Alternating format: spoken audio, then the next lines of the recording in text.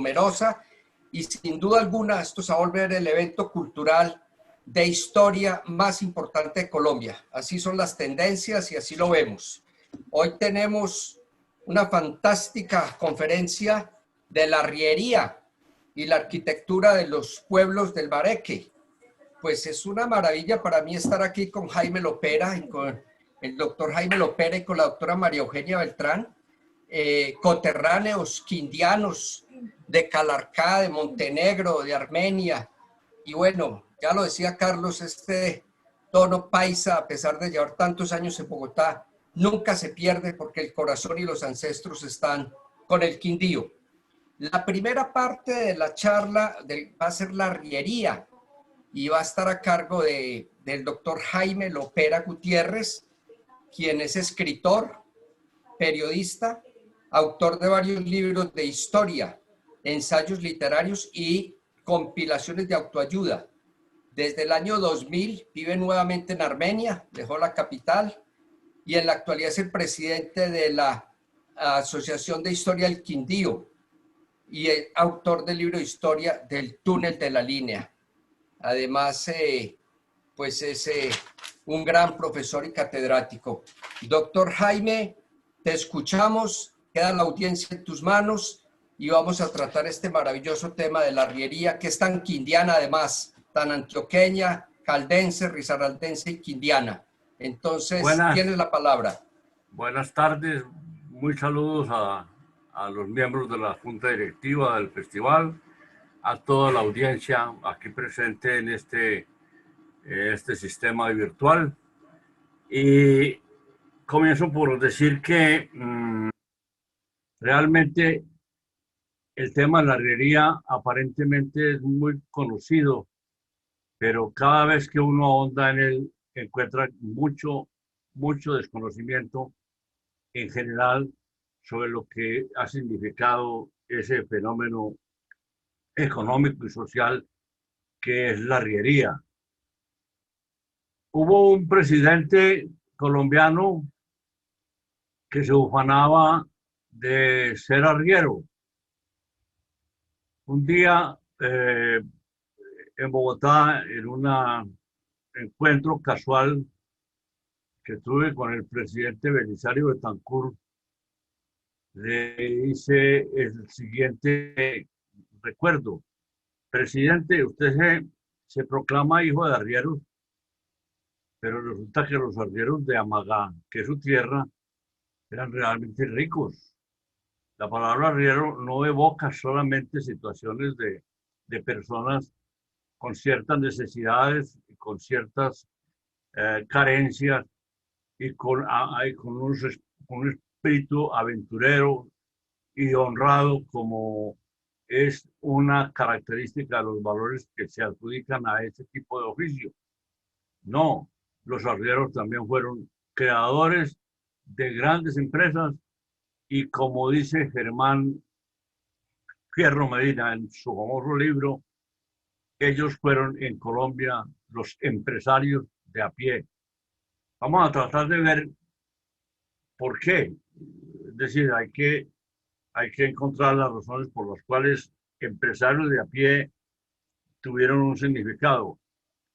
En primer lugar, uno no encuentra en la literatura existente, ni siquiera en la de afuera, alguna definición sobre el tema, y hemos tratado de hacer esta que aparece en pantalla, como tratando de descubrir una razón y una definición que envuelva todas las características que este oficio tiene.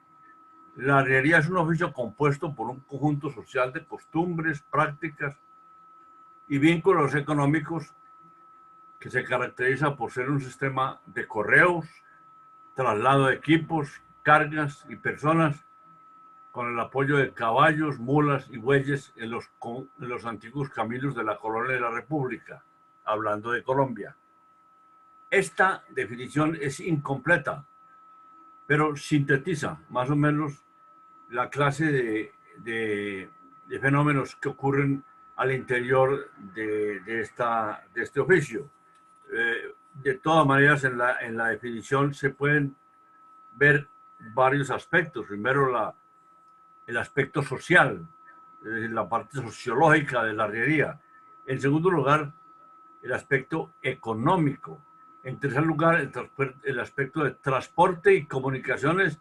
Y finalmente, el uso de bestias para viajar por los caminos antiguos y nuevos de la República. Y digo nuevos porque todavía la arriería se acostumbra en algunas partes del territorio colombiano. De esta definición hay una que nos ha preocupado mucho y a mí personalmente me ha desvelado por bastante tiempo, gracias a que Mario Arrubla, un amigo mío, economista en Bogotá, en alguna tertulia con Stanislao Zuleta hace muchos años, hablábamos de que la arriería, y él lo decía muy bien porque no solamente era un estudioso del tema, sino también porque es paisa, es de antioqueño. La arriería no tiene sino una falla en su descripción y una falla en su proceso. Es que nunca se ha descrito de una manera económica.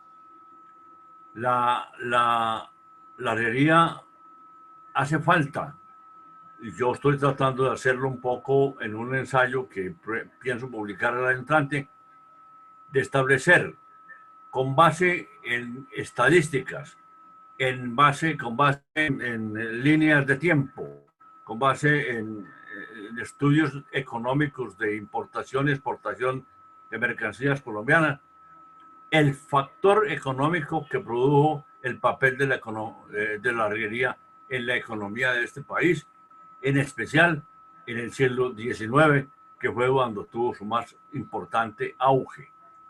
No se tiene todavía una explicación económica de lo que significó, por ejemplo, voy a citar un solo ejemplo para empezar por ahí, lo que significó, por ejemplo, la construcción del cable aéreo entre Manizales y Mariquita, que costó miles de millones de pesos y que cuando terminó, porque no cumplió todos los oficios que debía cumplir, y además el ferrocarril derrotó el cable de una manera especial, nunca se pudo saber si el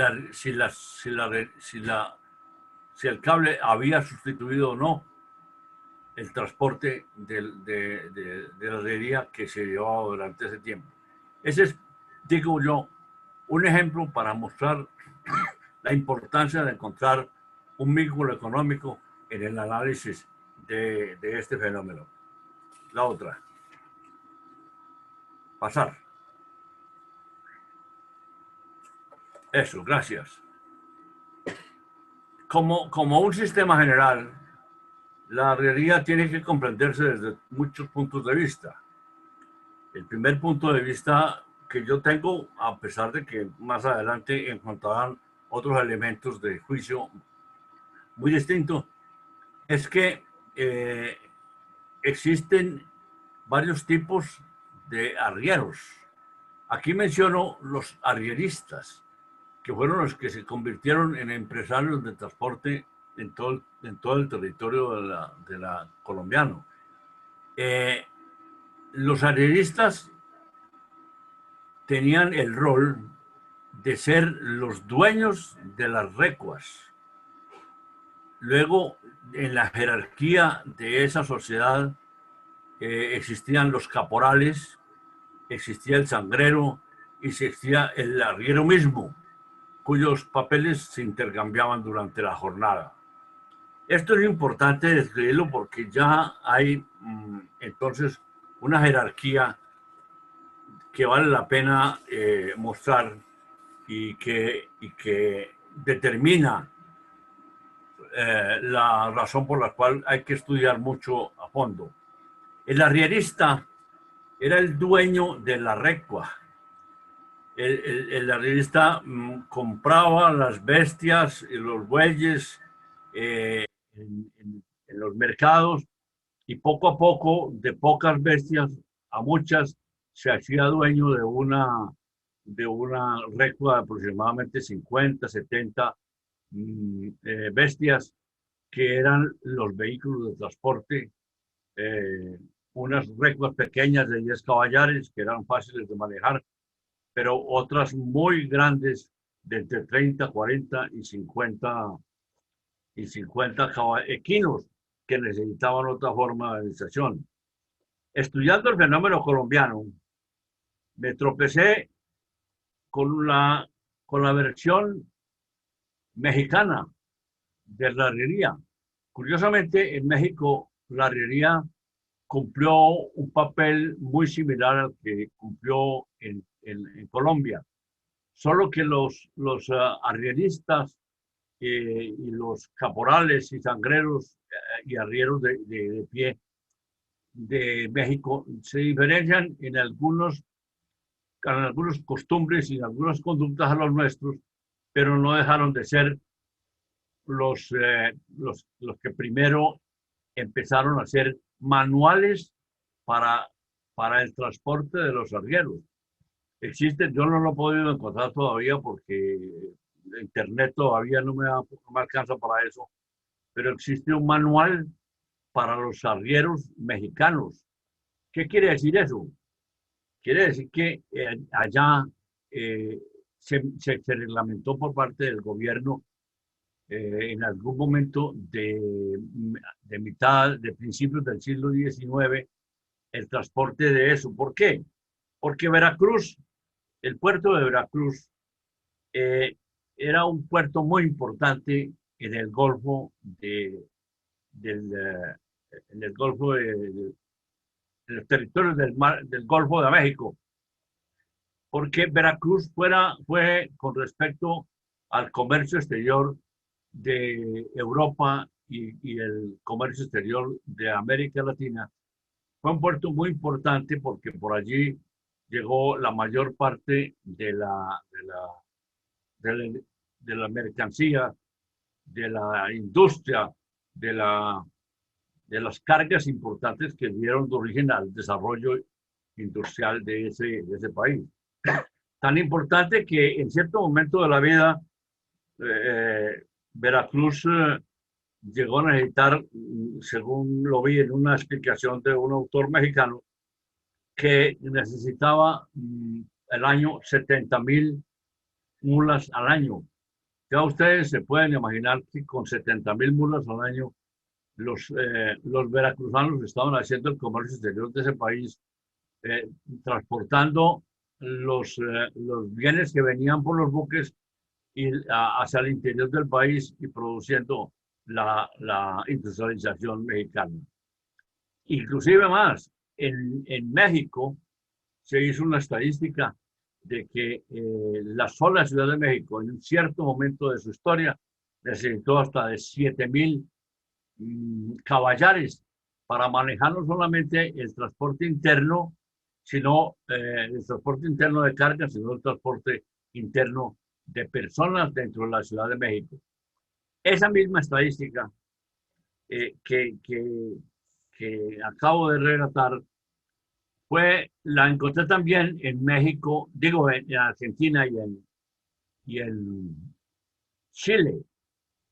Imagínense ustedes, señores, que en transportar la mercancía de Chile que llegaba por el mar Pacífico a Chile para ser llevada a la Argentina, para no cruzar la Tierra del Fuego y dar la vuelta por el sur del Antártico, implicaba que Chile debía ser una fuente enorme de surtido de caballos y mulas para cruzar los Andes. Y eso se llamaba el transporte cisandino. Y, y hubo un momento en que el transporte de mercancías de Chile a Argentina necesitó enormes cantidades de caballares y de mulas, al punto de que el comercio de este tipo de ganado era una fuente muy importante de desarrollo y de riqueza de las personas que se encargaban de hacerlo. Han hablado de, por ejemplo, que en la ciudad de Salta, en la ciudad de Salta, hubo una feria de 15 días, una feria ganadera de 15 días, en un momento en que se necesitaba urgentemente llevar pasajeros y carga hacia Cusco para surtir de mercancías al Alto Bolivia, al Alto Perú. Una feria que exigió tener aproximadamente la compraventa de más de 60.000 caballos y mulas en esta forma. 60.000 mulas y 4.000 caballos se negociaron en la Feria de Salta del año a mitad del siglo XIX en Argentina, porque se necesitaba ese número de bestias para organizar el transporte de mercancías que llegaban a Buenos Aires, iban hasta Salta y de Salta las transportaban hacia el Perú, o desde Salta se distribuían hasta Chile a través de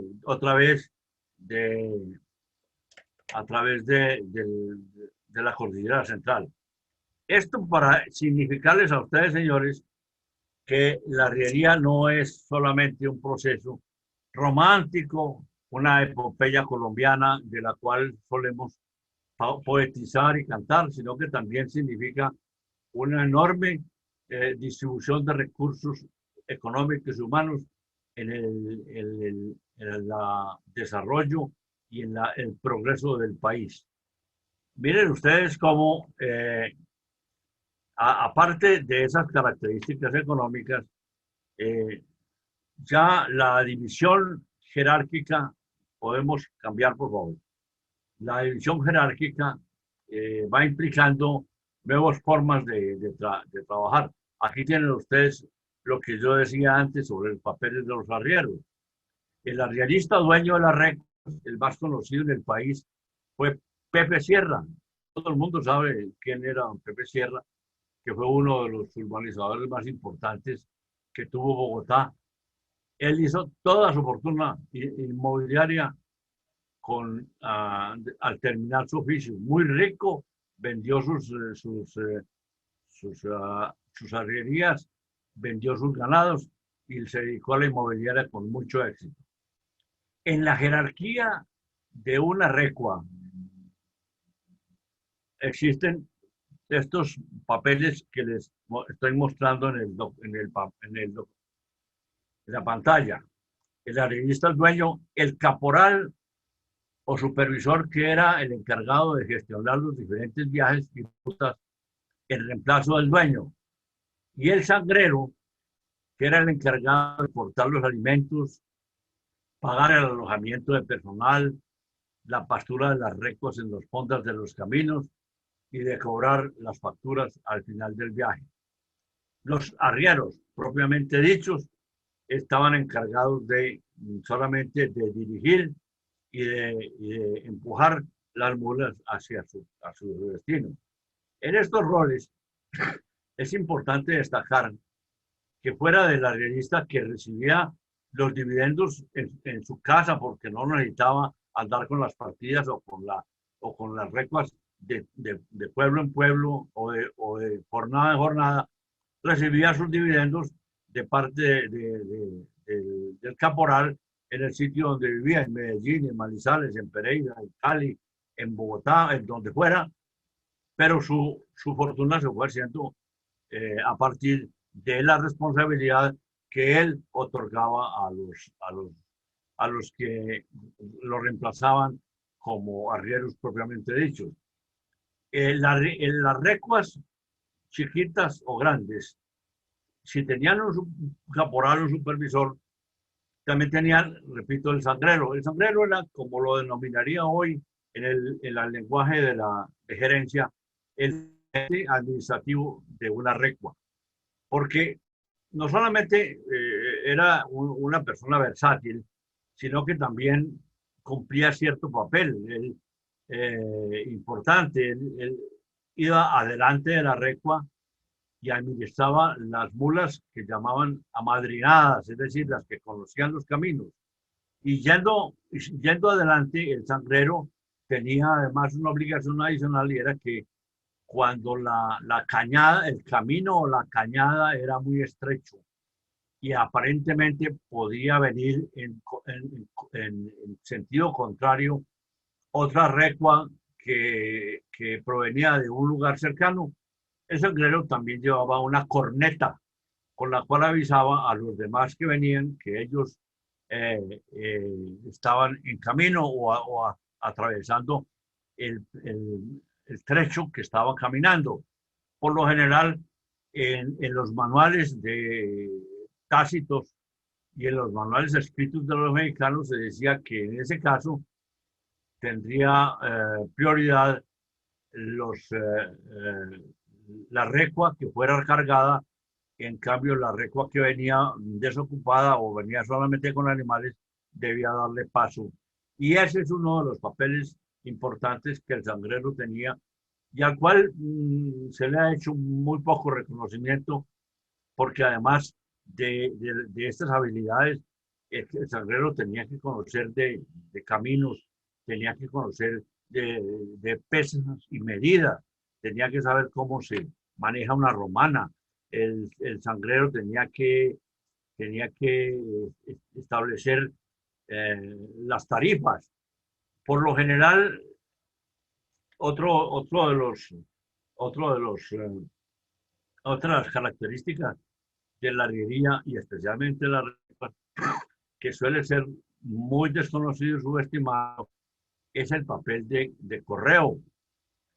Cuando los correos se fundaron en este país y antes de que llegara el telégrafo con el gobierno de Murillo Toro, los arrieros tenían el contrato con el gobierno para llevar distintos tipos de papeles de una ciudad a otra. Y por esa razón, como contratistas postales, los arrieros tenían un papel, repito, muy importante en el desarrollo de las regiones, en especial cuando la diferencia de las distancias eran bastante grandes entre ciudad y ciudad. El hecho de que el arriero tuviese ese papel le confería además ciertas características a los arrieros, y era que no solamente llevaban los correos, sino también los chismes y mucha parte de las comunicaciones informales que se desarrollaban entre los distintos sectores del país, del territorio colombiano, desde Nariño hasta la Guajira, porque la arriería existió en todas esas partes, se hacían a través de esas comunicaciones que los arrieros llevaban y traían. Ahora, lo que es importante destacar es que ese mismo papel de transportista de correos y de comunicaciones informales fue también muy característico de los arrieros norteamericanos. Solo que en Estados Unidos no hubo el sistema de arrieros que hubo en América Latina, especialmente, repito, en México y en el sur del continente y en Colombia, porque el papel de las diligencias del oeste eran, eran carruajes que llevaban pasajeros y carga por territorios y por caminos planos. En cambio, la orografía de Colombia, en este caso, era supremamente escabrosa y difícil. Por eso adquiría cada vez más importancia el papel y la adquisición de mercancías y todo tipo de acarreos gracias al sistema del arriero.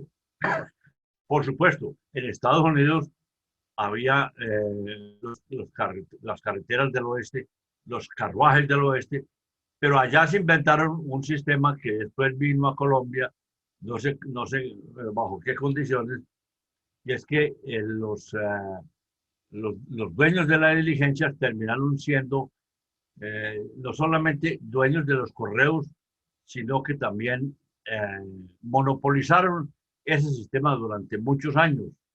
Monopolizaron el sistema postal de los Estados Unidos, gracias a la cantidad de gente que tenían allá. Ese sistema también vino a Colombia y hubo recuas que se juntaban con otras recuas en ciertos caminos y hacían un papel de, de corporaciones unidas para llevar y traer carga de una parte a otra. Todo lo que es transporte se rige, en este caso, por los mismos sistemas de comunicaciones que existen en cualquier empresa, ceder carga, comprar carga por terceros, intermediar, ceder cargas a personas que vienen del exterior, transporte de bienes o de cargas extranjeras, etcétera, etcétera. Para esos efectos de localizar las empresas que llevaban la mercancía, se fueron estableciendo en distintas partes del país los sistemas de bodegas. En la época que es más frecuente hablar, a mediados y a finales del siglo XIX, que es cuando el auge de la arriería cobra importancia, en especial porque la llamada colonización antioqueña fue fruto de ese sistema, es que los caminos que unieron Antioquia con el Cauca y con el sur del continente, con el sur del país, Nariño, y que después fueron los caminos de los arrieros en el eje cafetero y entre Cundinamarca y Tolima, fueron adquiriendo cierta importancia por la clase de mercancías que llevaba. Por ejemplo, hablemos del camino de Herbeo. El camino de Herbeo se recorría entre cerca de un mes y medio o 2 meses y era entre Samaná, entre Mariquita y Honda. Pero cuando llegaban a Honda, los arrieros con sus cargas allí lo depositaban y empezaron a juntarse en Herbeo, en la Guacatala y en el camino de Juntas, bodegas para recibir mercancía. La más característica y la más conocida de todas es la bodega de Nare. Nare es un puerto sobre el río Magdalena y donde llegaban los champanes con la mercancía proveniente de Estados Unidos que llegaba a Barranquilla, bajaba por el río Magdalena y se depositaba en esas bodegas grandes de Nare por el camino llamado de Islitas, que era el que definía todo el contenido esas bodegas eran inmensamente grandes y poco se ha conocido como en las crónicas de los historiadores documentos sobre la forma como esas bodegas funcionaban y el tamaño que ellas tenían. Pero es importante destacar que la de Nare, fue quizás la más importante de todas, porque a Nare llegaban además cargas que venían de Bogotá y de Nare salían muchos elementos y muchas maquinarias, muchas cargas para la sabana de Bogotá, desde Honda, desde Honda y desde Nare, para que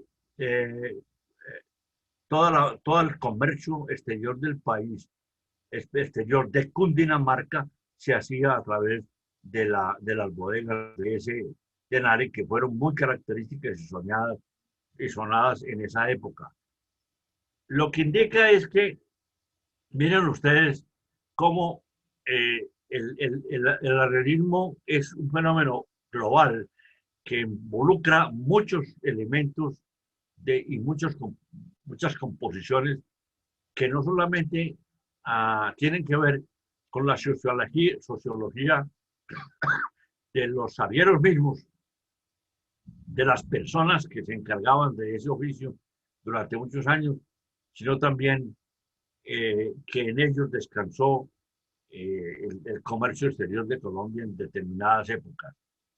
Todas para citar un fenómeno más cercano a nuestro, en el eje cafetero, para citar ciertas situaciones que se vivieron aquí en el eje cafetero, eh, las, eh, las campanas de la iglesia, creo que fue la iglesia de Quinchía, las campanas de la iglesia fueron traídas por los arrieros en un sistema conocido como la turega.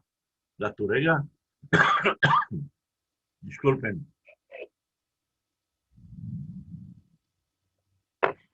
la turega era, Doctor Jaime, sí, disculpe un momento, le quedan 5 minutos, doctor Jaime, para seguir con las preguntas. muy bien. La turega era una forma de carga para las cargas pesadas, para llevar las campanas, los equipos, los motores, etcétera. Y en ese sentido, una vez más, la especialización de los arrieros en ese tipo de trabajos debía ser muy significativa. De la arriería deriva también, para terminar, deriva también eh, dos oficios que son muy conocidos por sus nombres, pero muy desconocidos por su funcionamiento. Uno es el carguero. El carguero fue conocido desde el año de 1801 por Humboldt, cuando vino por el camino del Quindío, uno de los más importantes caminos de transporte de mercancías que hubo en el siglo XIX. Humboldt vino por el camino del Quindío, eh, a la entrada de Toche o por ahí cerca, le ofrecieron el carguero, que era un personaje que llevaba en sus espaldas a los pasajeros para atravesar con ellos en sus hombros todo el camino del Quindío, que era prácticamente atravesar la línea para venirse desde el Tolima hasta el Quindío. Entonces, el carguero tenía esa función y fue un papel que se conoció durante mucho tiempo. Solo que Humboldt, siempre muy humano, rechazó esa forma de transporte, pero otros muchos más atravesaron la cordillera central al lomo de, al lomo de cargueros. Por su parte, hay una función que es el sillero, que es el que se conoce en Antioquia como el que lleva las flores en la feria de las flores de cada año. El carguero cargaba mercancías o cargas humanas. El sillero solamente cargaba personas. El carguero llevaba personas y el sillero llevaba personas también, pero más livianas. El carguero es una definición muy apropiada para esta región, pero el sillero ha tenido más fortuna de ser conocida como una función en Antioquia. Estas dos funciones, carguero y sillero, al declinar, le dieron más paso a la arriería, porque ya la arriería sí cargaba de toda clase. Eh, este es el momento en que puedo abrir un poquito la sesión a las preguntas y respuestas que pueda haber, porque realmente el tema es inagotable y podría hablar mucho más de las funciones personales de los arrieros, de las características de su traje y y de sus carrieles, de las formas como se administraban las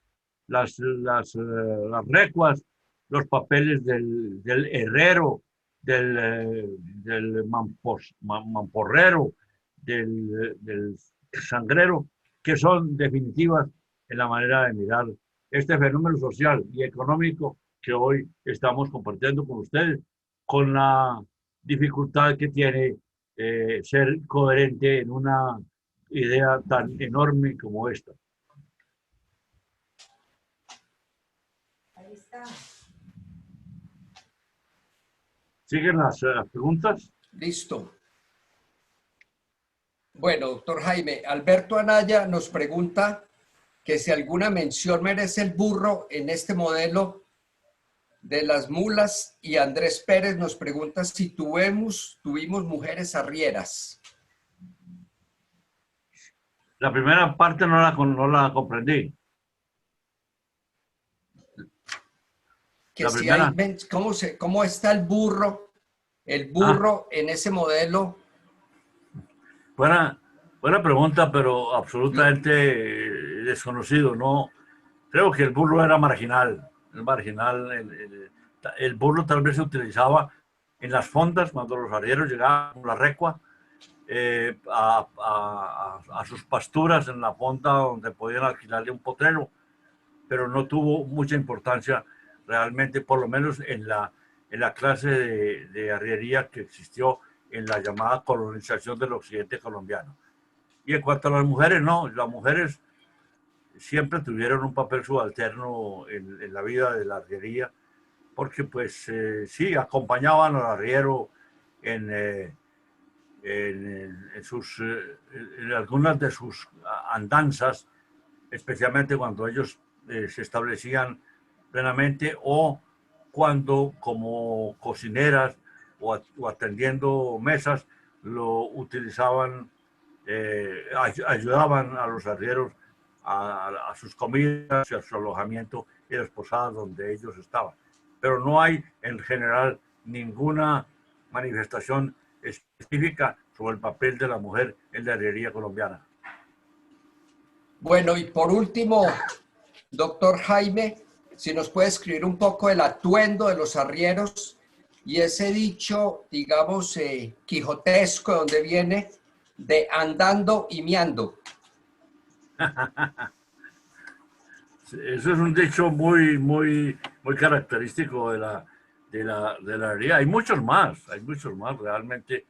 La herrería se ha prestado para canciones, se ha prestado para poemas, para toda clase de... Los trovadores usan mucho la mención del papel de los arrieros para organizar sus coplas. Y también el arriero mismo fue haciendo su propia indumentaria. El arriero terminó siendo un personaje único porque se llenó como como un árbol de Navidad de muchas cosas. Fue pegando cosas en su vida, ¿sí? Como por ejemplo los naipes. Mejor dicho, un arriero portaba como mínimo un carril y portaba un delantal, especialmente los arrieros que tenían como oficio herrar. Una recua grande, una recua de 70 80, 100 bestias, 100 mulas, necesitaban forzosamente llevar un arriero que fuera el herrero de la recua. Tenía la obligación de dedicarse solamente a ese oficio, porque herrar tantas bestias había que conseguir, en primer lugar, como a los seres humanos, las herraduras tienen distintos tamaños, 32, 34, 40. el herrero tiene que saber exactamente cuál es el tamaño de la pezuña, pero además tiene que tener el cuidado de saber dónde clavar los clavos de los herreros para no herir las patas de los animales. Tengo aquí al frente mío una lista de lo que se cree que tenía un carriel. Un carriel, obviamente ha habido muchas invenciones en torno a eso y muchas añadiduras, pero en términos generales, si los que les gusta el tema se han detenido o han conocido algún carriel de un arriero antiguo, se han detenido a ver lo que tiene, encontrarán que uno o muchos de estos que voy a leer se encuentran en el carriel del arriero. Unos naipes españoles, una camándula y un escapulario, una cédula o documento de identidad, la libreta de reclutamiento, la fórmula de un yerbatero, una barbera, la contra para la culebra coral, una pezuña de la gran bestia, los dados trampeados, un pañuelo rabo de gallo, la navaja perica, un Cristo y una Virgen, tabacos y calillas, una aguja de arria, una aguja caponera o capotera, un congolo o monicongo, una vela de cebo, unas cuerdas de tiple y un peine sacapiojos. Esto lo he extraído del folclore colombiano y casi toda la gente dice una o más de esas cosas llevaba el carriel del arriero en su vida.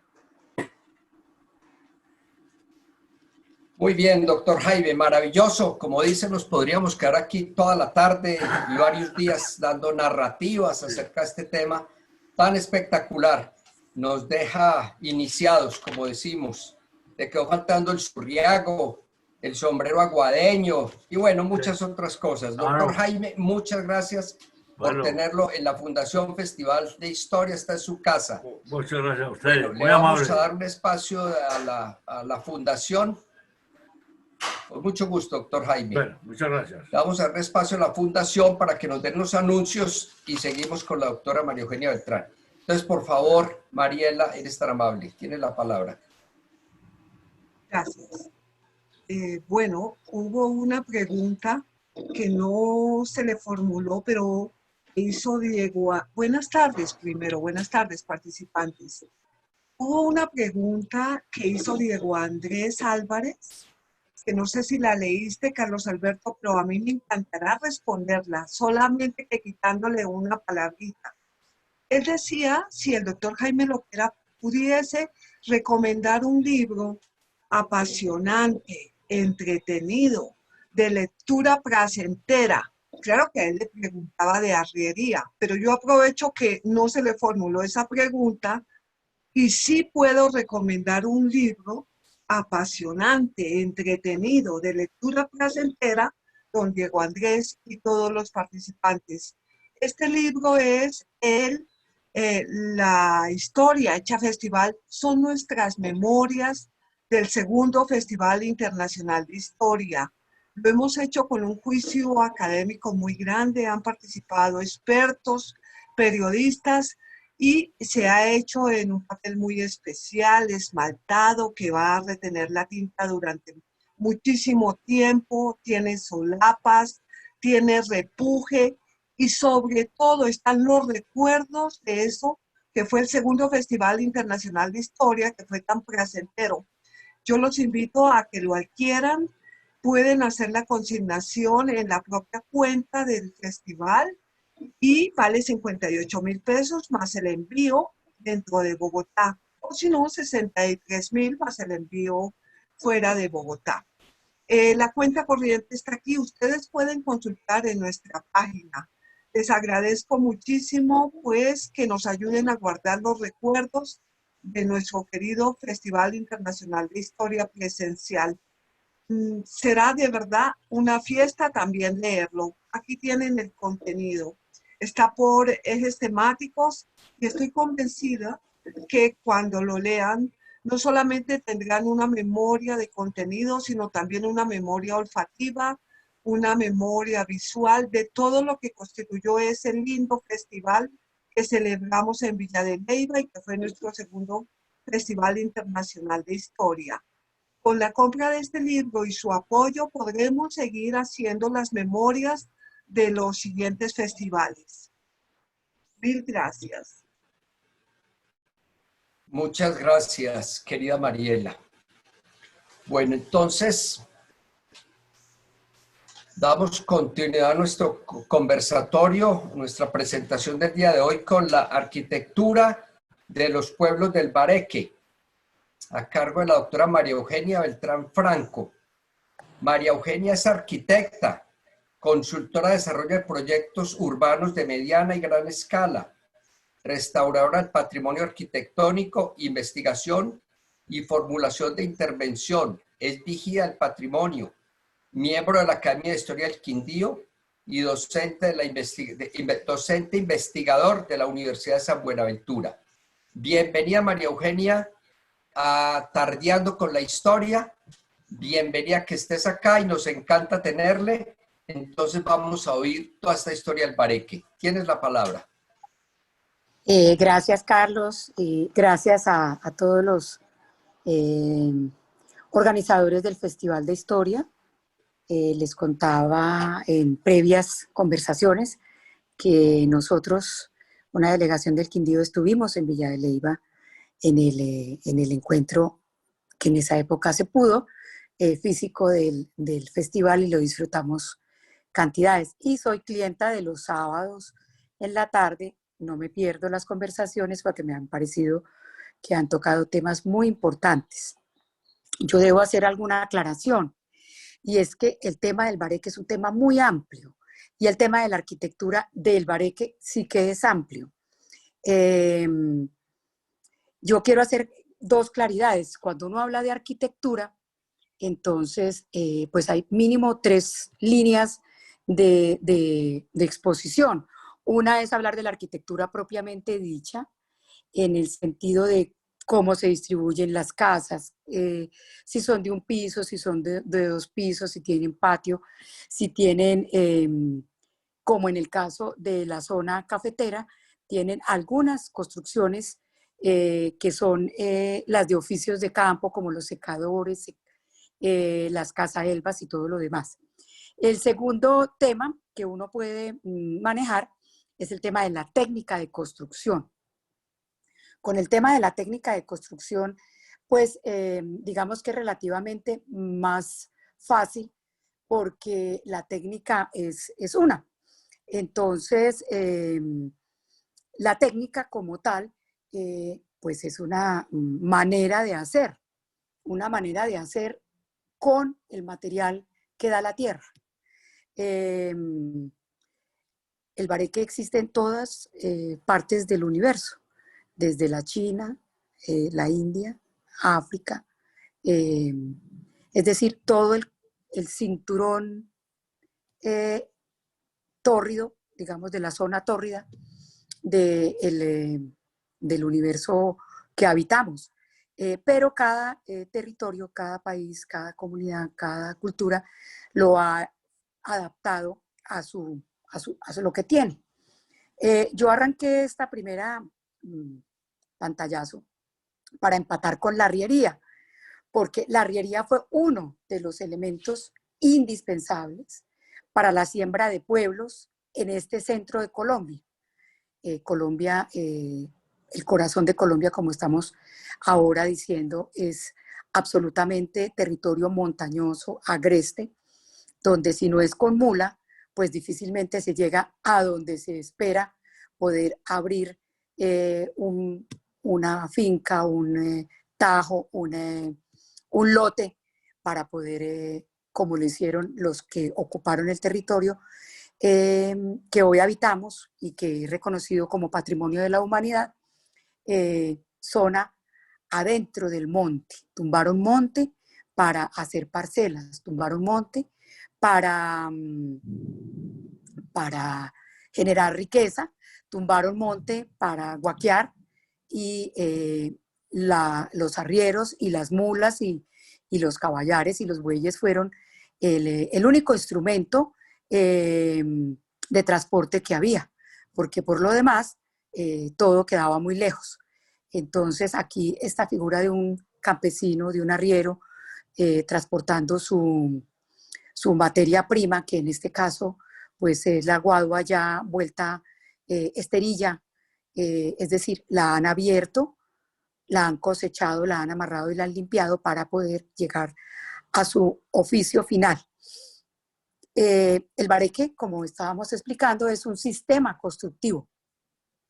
Y coloqué esta cita de Parson que dice que el bareque con guadua no es antioqueño o es distinto del bareque antioqueño, porque la guadua, digamos que es más propicia del territorio que hoy habitamos, que es la cuenca media del río Cauca. Si bien es cierto, el bareque está hecho con cualquier madera, maderas, bejucos, tierras, aglutinantes. Dicen que había un secreto que era agua más excremento caballar, que era alimentado en potrero, porque al comer pasto del potrero, su excremento tenía un aglutinante que permitía, revuelto con tierras, secar mucho más rápido. Podemos pasar. Esta postal es muy tradicional. La adoptó la cartilla del paisaje cultural cafetero, porque vemos como la guadua, que en estos casos es una guadua muy alta que crece, si no digo mentiras, 16 centímetros nocturnos, es decir, se puede cortar guadua permanentemente y siempre tendremos guadua. Si es bien cortada, si es bien descabellada, si es bien manejada. Y entonces tenemos en estas tres fotos uno de las modalidades de lo que consideramos el bareque embutido, y es que tiene madera, tiene lata, tiene, y no había puntilla, tiene amarrado con bejuco y tiene embutido en tierra. Y está el maestro, que se parece a Salustiano Tapias, pero que es un maestro común y corriente, porque la arquitectura era hecha sin arquitectos. Es decir, todas las personas que hacían casas, que tumbaron monte, sabían cómo hacer una casa. Y le ponían su aporte personal. Algunos decían, vamos a dejar la casa de tantas varas, vamos a pañetar con bareque embutido, o vamos a ponerle tabla, o vamos a pañetar con tierra y con cal. Entonces, digamos que la técnica es bastante variada, se adapta a las necesidades de cada comunidad, de cada sector. Sin embargo, como el reconocimiento que nos hizo UNESCO como Patrimonio de la Humanidad puso el dedo en la llaga y nos hizo ver que tenemos un valor excepcional en el sistema constructivo, porque el producto que se llama Arquitectura de Pueblos en Bareque está amenazado por la modernidad, por la globalización, por el mercado abierto, que dicen tumben casas viejas para poder hacer cajones de estructura metálica y drywall, pero desconociendo la sabiduría popular. Yo simplemente me sentaré a esperar que estas casas que hoy tienen 100, 120 años y hasta 200 años, nosotros no somos tan antiguos porque realmente la apertura del bosque, del bosque central que ocupamos, Caldas, Quindío, Risaralda y Norte del Valle, es de finales del siglo XIX, pero en Boyacá, en el Huila, en Pasto, en muchas otras partes de Colombia donde se construye también los Santanderes con bareques adaptados, y voy a hablar un poco de eso, pues estamos amenazados por la modernidad, estamos amenazados por el mercado global, y entonces se tumban las casas viejas para hacer cajones de cemento, de fibrocemento, de estructuras metálicas, porque la nueva estética desconoce varias cosas. Uno, la alta humedad que tenemos en el trópico. Y la alta humedad que tenemos en el trópico requiere una construcción bioambiental, y no bioambiental entendida como las nuevas técnicas de aires acondicionados, de ¿cómo se llama? Paneles solares, sino cómo estas casas, este sistema constructivo permitía ventilación, iluminación, aireamiento, como esto que hoy conocemos como valores sociales, y es decir, que las casas en finca todas se construían en convite, el papá y los hijos, y los obreros o los agregados o los que estuvieran allí, era construido por un colectivo, pero cuando era una casa en pueblo, el vecino ayudaba a construir porque luego el otro vecino le ayudaba a construir y se construían las manzanas completas. Y tenían una sabiduría popular que hoy hemos perdido. ¿Qué tenía esa sabiduría popular? Primero, el patio permitía circulación de aire. Las puertas altas con calados permitían evaporación de humedad. Unidad de techo permitían que no hubiera goteras.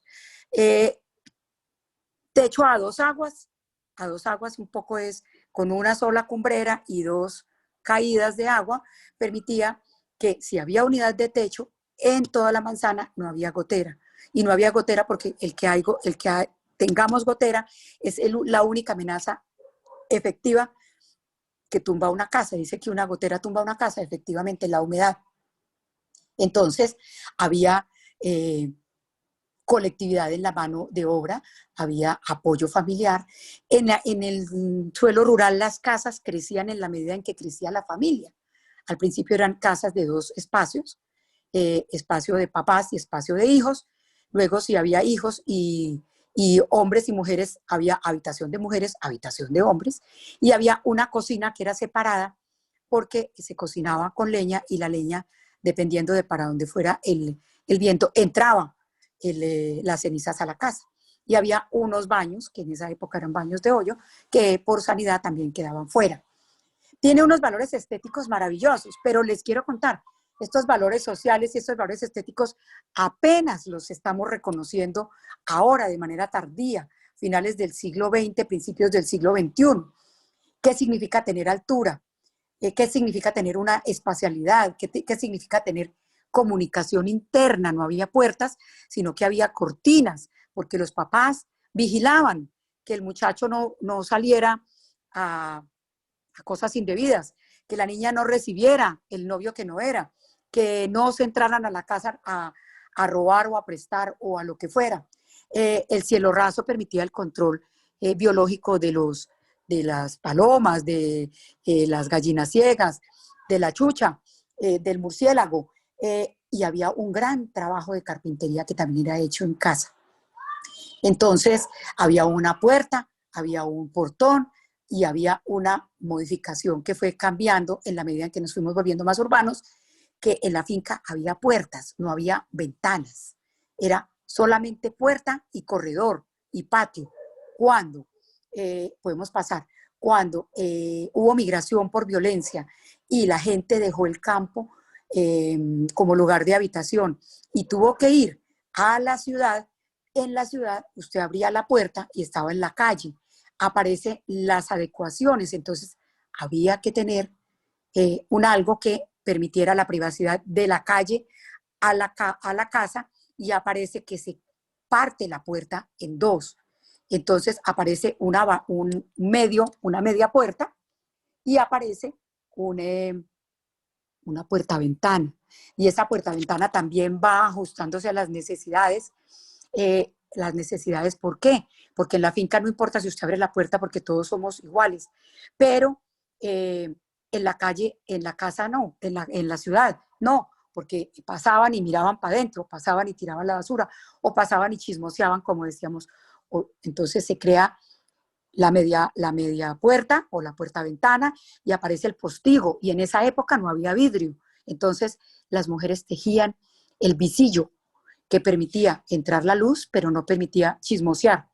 Entonces, vemos cómo se van adaptando no solamente la técnica, sino la estética, y digamos que esta diapositiva nos muestra cómo fue evolucionando la técnica, que es la misma, solo que los materiales fueron modernizándose, como los nativos tenían casas del mismo guadual, de la misma madera, solo que eran de teja de paja o de latas de madera que las sacaban ellos, y luego aparece entonces la madera, la teja metálica, y luego aparece la teja de barro. Todo, salvo la teja metálica, todo el material salía de la misma tierra. Ahora que estamos documentando estas casas de finca que ya están en quinta generación de producción de café, cuentan todos los nietos, bisnietos, cómo su abuelo del mismo bosque sacaba los postes, de la misma tierra sacaba el embutido para taquear la tabla o la vara o la vara, sí, básicamente. Y esta última foto estoy terminando de documentar, esta es una finca de Calarcá que queda subiendo, empezando la línea, que tiene 130 años, es de las primeras fincas cafeteras, está intacta y tiene esta condición. A la casa se entra por el segundo piso porque es un desnivel. Entonces los bajos son de tapia, es decir, la ventana tiene el ancho de la tapia, abajo tiene columnas de madera más gruesas, y sobre la tapia y sobre las columnas de madera más gruesas tiene un segundo piso, o sea, unos altos y unos bajos. Los bajos eran más de labor y los altos de habitar, y abajo quedaba la carpintería, quedaba la herrería, quedaba el lugar donde se almacenaba mucha de la producción para poder conservar, y arriba habitaban, arriba tenía las habitaciones, no había sala, nunca hubo sala, siempre había cocina, comedor, corredores y habitaciones. Está intacta, le han cambiado, como se decía, hay recorrido de techo, hay cambio de varas, hay cogida de goteras. Podemos pasar a la próxima. Y se conserva tal cual. La estamos documentando porque yo en la universidad tengo un semillero de estudiantes de patrimonio que si no es yendo a las fincas, haciendo los levantamientos, conociendo e entrevistando a los dueños, pues es difícil que aprendan, que valoren y que entiendan que están estudiando arquitectura, pero que hay que valorar los saberes ancestrales, porque si no tienen un abuelo que fue finquero, o si no tienen un abuelo que fue arriero, y si no tienen un abuelo que fue cafetero, todo lo van a aprender por referencia, y entonces no van a amar, a respetar y a querer lo que estamos recibiendo de herencia. En este collage de fotos vemos una finca muy rural, muy tradicional, donde está la casa original y tenemos el añadido que es el baño. Y eso es en zona cafetera, pero la segunda y la tercera son en honda, en donde tanto en honda como en la zona cafetera, en honda porque hay mucho calor y necesitan cubrir la circulación, pero en la zona cafetera necesitan cubrir la circulación por la lluvia. El ancho del alero es igual al ancho del andén, para que la gotera caiga abajo del andén y no salpique la pared, que es vulnerable porque es de embutido de tierra. Cuando ya fueron avanzando un poco más, entonces aparece el zócalo, que el zócalo es simplemente una bota ancha, como dice un arquitecto manizaleño, Simón Vélez, que las casas de Bareque, o las casas en Colombia en términos, porque tanto por el sol como por la lluvia necesitan tener botas altas y sombrero alón, para que tanto la lluvia como el sol den la sombra donde la gente circula, pero también para que la lluvia caiga la gotera en la calle, en la parte de abajo del andén, y se pueda circular con sol o con lluvia, y por eso están todos estos corredores urbanos que se han perdido porque con una falsa estética, entonces han quitado el alero, han quitado los corredores urbanos. Tenemos a Barichara, y yo coloqué a Barichara aquí porque Barichara se ha abanderado en la conservación de la construcción en tapia, aun cuando no pertenece la totalidad de la técnica de tapia a lo que podemos llamar bareque, sí es importante no perder el sistema constructivo, porque yo les quiero contar que los templos de la zona montañosa están hechos con tapia hasta la altura de 90 centímetros, y de la altura de 90 centímetros para lograr el alto de los templos. Y me tocó conocer de primera mano, porque en el terremoto se cayó una pared del templo de Finlandia, que es en este momento el único de los templos que tiene, entre comillas, el sistema constructivo original.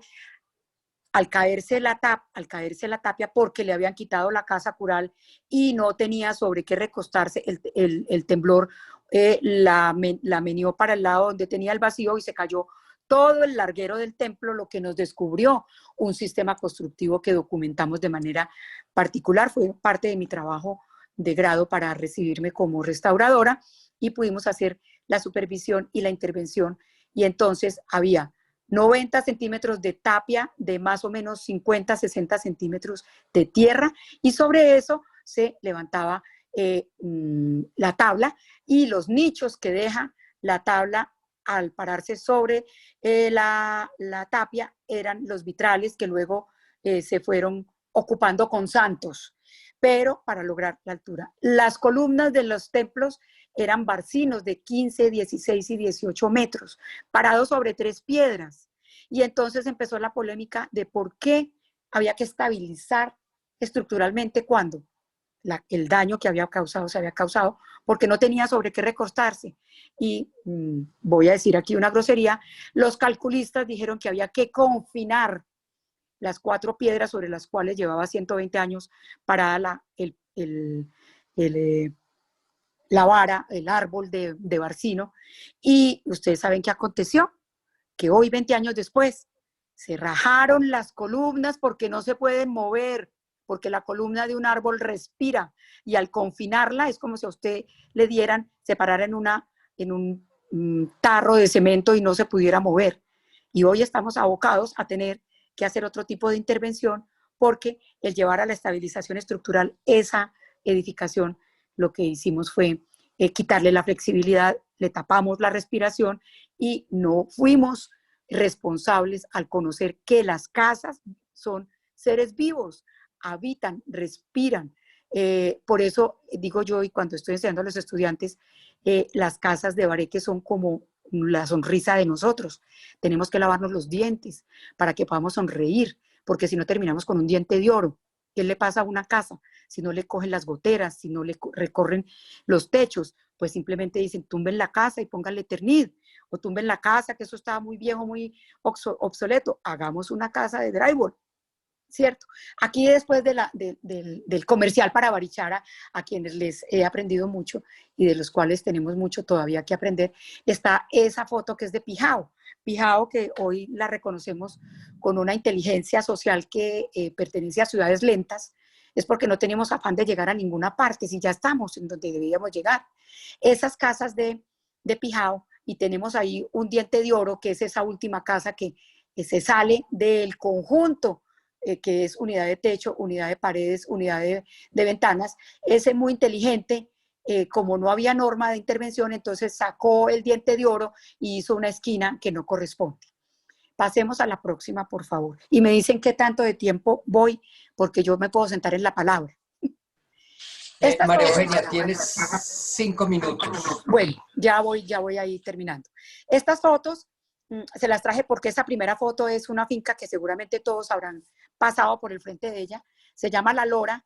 Es una finca de tabla parada que perteneció a los mineros de la época de la apertura de la carretera y del ferrocarril. Esa es la última finca que queda antes de llegar a la línea. Se llama La Lora. Y la segunda foto es una casa muy conocida en Tarapacá, entre Risaralda y Caldas. Es una casa inmensa, pero miren la belleza de Hacienda, debe ser patrimonio. Estas fotos de abajo son las 2 primeras, me las compartió un compañero de la Academia de Historia.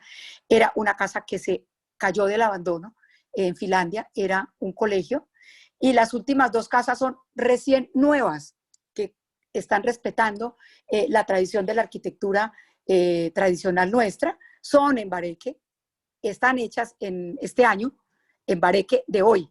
Pasemos entonces. La próxima, por favor. Esta foto de arriba les quiero contar porque es la historia que les acabo de contar. Es el Templo de Finlandia. El Templo de Finlandia, cuando recién lo hicieron, pueblos de Bareque, el Templo de Finlandia, después de un incendio, ese es un grabado, que le cambiaron la fachada por estructura de ferroconcreto, como se llamaba. Las cúpulas son armaduras de madera con lata, porque teníamos Bareque de lata, y una foto que está medio pintada gris y medio pintada anaranjada, es la reconstrucción post-terremoto, y esa última foto fue lo que quedó en evidencia cuando la pared lateral del templo cayó. Y esta foto de aquí de abajo es una fotico de arquitectura en Bareque contemporánea, siglo XXI, Salento, y tenemos ahí unas observaciones. Normalmente es una arquitectura rural que se adapta a lo urbano, pero conservando su esencia. ¿Por qué tenemos patio en las manzanas? Tenemos centros de patio, porque la gente es rural. Nosotros somos rurales y estamos acostumbrados a tener un patio, 2 patios, 3 patios. Y si nos vinimos de la finca, la mamá quiere tener las flores en el primer patio y el patio era empedrado. Y en el segundo patio había la huerta, porque estábamos acostumbrados a ser autosuficientes. Yo digo, ¿a qué horas? Y la reflexión vale, ¿a qué horas nos empobrecimos? ¿A qué horas tenemos que ir al supermercado a comprar porque no somos capaces de tener los tomaticos chiquitos, de tener las frutas y las verduras, la guayaba? Y ahora esta pandemia nos ha puesto en evidencia lo pobres que nos hemos convertido y lo inútiles que nos ha vuelto la modernidad. Pasemos a la próxima, porfa. Y no porque yo me quiera seguir quedando en el pasado, no, yo soy absolutamente moderna, soy vieja de edad, pero moderna de mente, y valoro lo que he recibido porque no me gusta tumbar para volver a hacer. No, yo quiero conservar lo que tengo y sobre lo que tengo construir.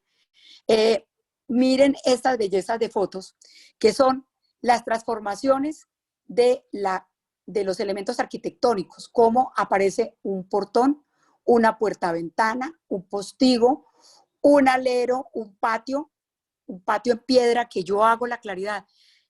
Nos hemos vuelto tan brutos que pavimentamos el patio. Y ustedes saben por qué el patio era de piedra, porque cuando llueve la tierra se chupa el agua y nunca se va a posar y nunca se va a podrir la parte de abajo de la madera sobre la que está parada.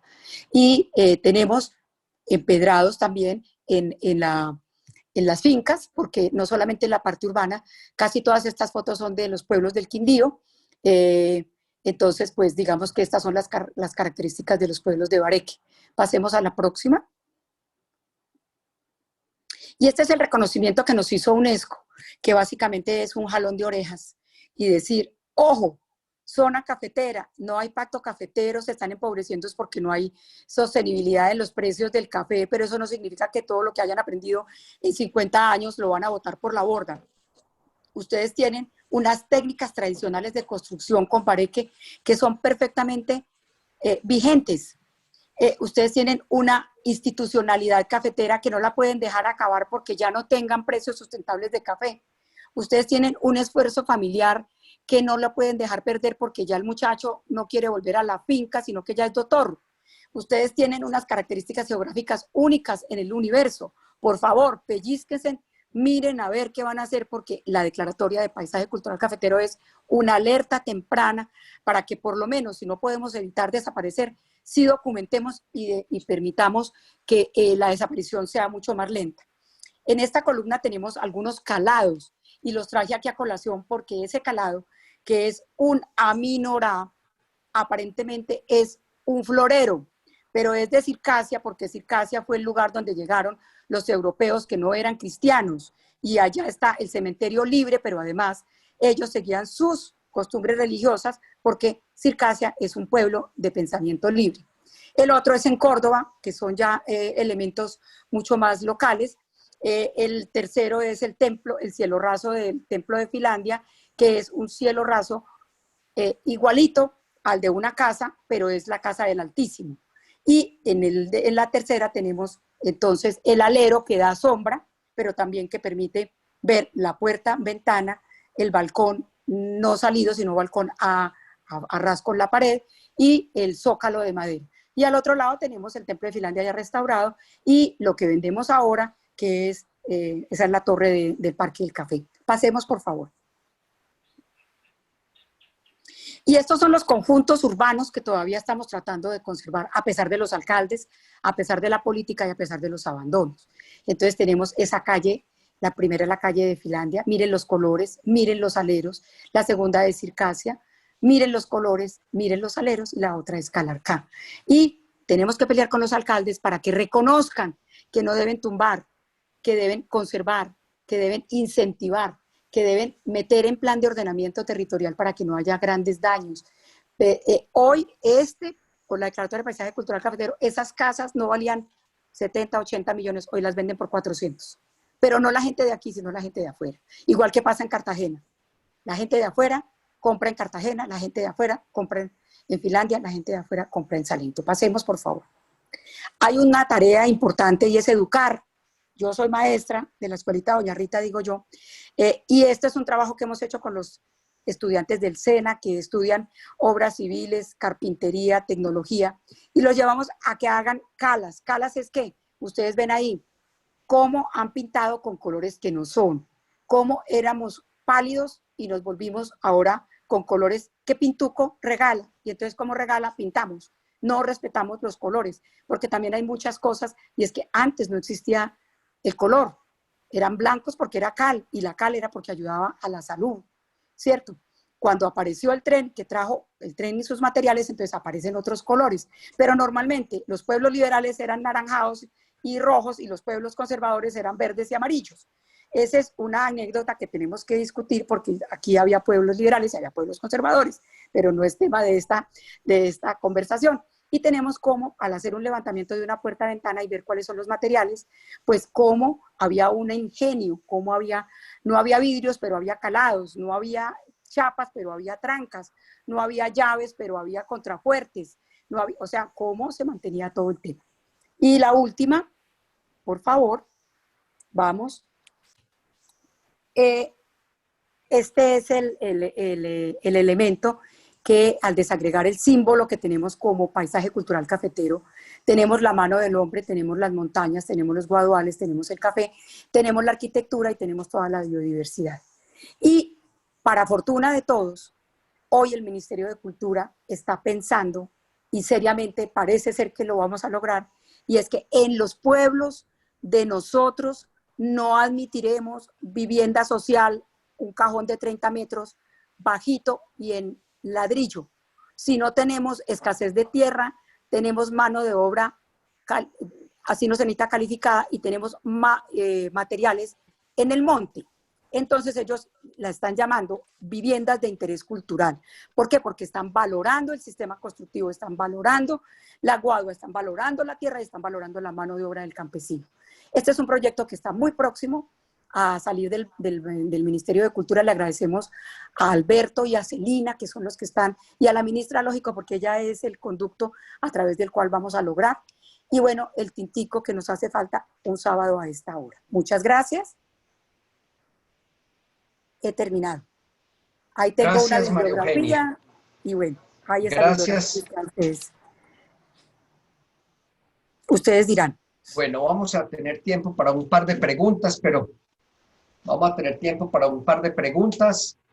bueno, esta es nuestra historia cultural. Todo este país es maravilloso. Recrearnos aquí con el Quindío y con estos amigos quindianos, pues fue una tarde espectacular. Vamos a hacer un par de preguntas. Aquí una de Oscar Hernán Urrea. Nos dice Oscar Hernán, María Eugenia, sería interesante tratar los orígenes de la arquitectura del país paisa con los del País Vasco, pues sus formas y colores son características del ancestro vasco. ¿Cuál es la relación entre esta cultura quindiana y el ancestro vasco? Sí, señor. Como dije yo, pues hoy vamos a hablar más de la técnica que de la estética, porque si vamos a hablar de la estética, tendría que remontarme a mirar por qué tenemos calados, por qué tenemos los conquistadores españoles estaban en ese momento conquistados por los árabes. Y entonces ellos nos trajeron lo que tenían en ese momento. Claro, si ellos, o sea, toda Andalucía era árabe y ellos vinieron, ellos aquí, o sea, tanto Cartagena como la Cartagena con sus materiales de lógica, Cartagena, Barranquilla, toda la costa, pero además que venían árabes y ellos traían lo que tenían, los comerciantes traían sus memorias, y porque el Quindío y digamos la zona que hoy es paisaje cultural cafetero fue ocupada por antioqueños, caucanos y por cundiboyacenses, pues cada uno aportó de su cosecha el sistema constructivo. Ahora, hay que tener claridad, siempre fuimos más bien austeros, pobres, no pobres, austeros, no nos faltaba nada, pero no teníamos grandes riquezas. La riqueza no está en tener balaustras de concreto, ni mármoles, ni nada de eso, está en tener clima bueno, comida buena, silencio, escuchar los pajaritos, tener ruralidad. Esa es otra riqueza que nos dejó la pandemia. O la toma de conciencia. Sí, señora. Qué maravilla. Gracias. Bueno, Gracias. Una última pregunta de Juan Carlos Márquez.